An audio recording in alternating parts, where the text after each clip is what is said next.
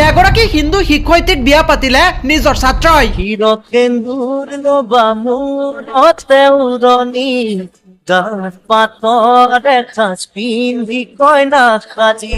সকলোৰে সন্মুখত কপালত সেন্দুৰ আঁকি দিলে ছাত্ৰই। শিক্ষয়িত্ৰী গৰাকী আছিল বিশ্ববিদ্যালয়খনৰ বিভাগীয় মুৰব্বী অধ্যাপিকা। হয়, আপুনি ঠিকেই শুনিছে। এইবাৰ সামাজিক মাধ্যমকে আদি কৰি সৰ্বত্ৰে ভাইৰেল হৈ পৰিছে এটি ভিডিঅ', যিটো ভিডিঅ'ৰ পৰা দাবী কৰা হৈছে এগৰাকী হিন্দু শিক্ষয়িত্ৰীক বিয়া পাতিছে নিজ ছাত্ৰই সকলো ছাত্ৰ ছাত্ৰী বা সকলো শিক্ষক শিক্ষয়িত্ৰীৰ সন্মুখতে এগৰাকী শিক্ষয়িত্ৰীক কপালত সেন্দুৰ আঁকি দিছে।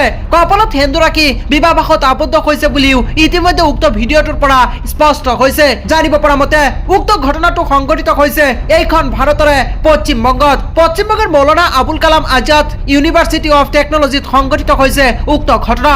উক্ত ঘটনাৰ পাছতেই বিভাগীয় মুৰব্বী অধ্যাপক এগৰাকী মহিলাক ইতিমধ্যে ছুটি দিয়া হৈছে আৰু এই দৃশ্য সামাজিক মাধ্যমত অতিকৈ ভাইৰেল হৈ পৰিছে। বৰ্তমান সময়ত ইজনৰ পিছত সিজনে শ্বেয়াৰ কৰিছে উক্ত ভিডিঅ'টো, কিন্তু উক্ত ভিডিঅ'টো ভাইৰেল হোৱাৰ পিছতে মহিলাগৰাকীয়ে সামাজিক মাধ্যমত স্পষ্টীকৰণ দিছে যে উক্ত ভিডিঅ'টো আছিলে তেওঁলোকৰ ইউনিভাৰ্চিটিৰ এখন নাটকৰ এটা ক্লিপ হে। যদি উক্ত ভিডিঅ'টো নাটকৰ এটা ক্লিপ হয় তেন্তে মহিলাগৰাকীক কিয় ছুটি দিছে সেই কথাই তেওঁলোকে স্পষ্ট কৰি দিয়া নাই বিশ্ববিদ্যালয় কৰ্তৃপক্ষই।